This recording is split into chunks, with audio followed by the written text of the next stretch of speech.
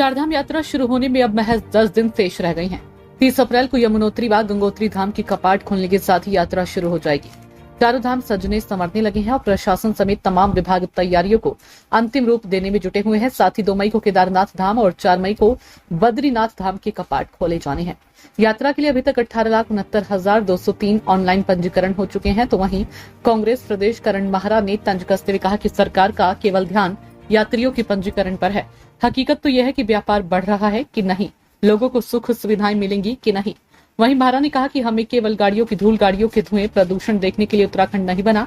पुरानी सरकारों में कम से कम व्यवस्था अच्छी थी, जिसमें यात्री 10 दिन के अंदर 4 धाम के दर्शन कर सके। लेकिन सर व्यवस्थाएं बहुत अभी वैसी नहीं है। आप कैसे देखते हैं?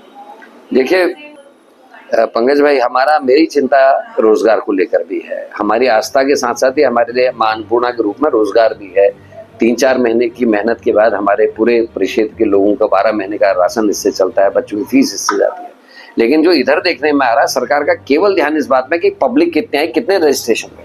हकीकत ये होनी चाहिए कि हमारा व्यापार बढ़ रहा है, नहीं बढ़ रहा, हमारे लोगों को सुख सुविधाएं हो रही नहीं। हम केवल गाड़ियों की धूल, गाड़ियों के धुएं से प्रदूषण को सहन करने के लिए उत्तराखंड नहीं बनाया है।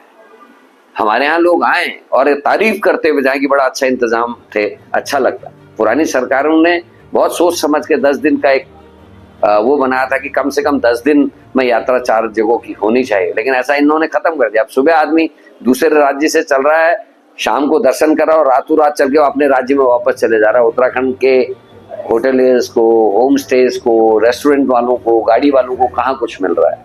हम केवल और केवल जाम झेल रहे हैं, हम केवल और केवल प्रदूषण झेल रहे हैं और उत्तराखंड को कुछ नहीं मिल रहा। केवल बीजेपी अपनी पीठ थपथपाए।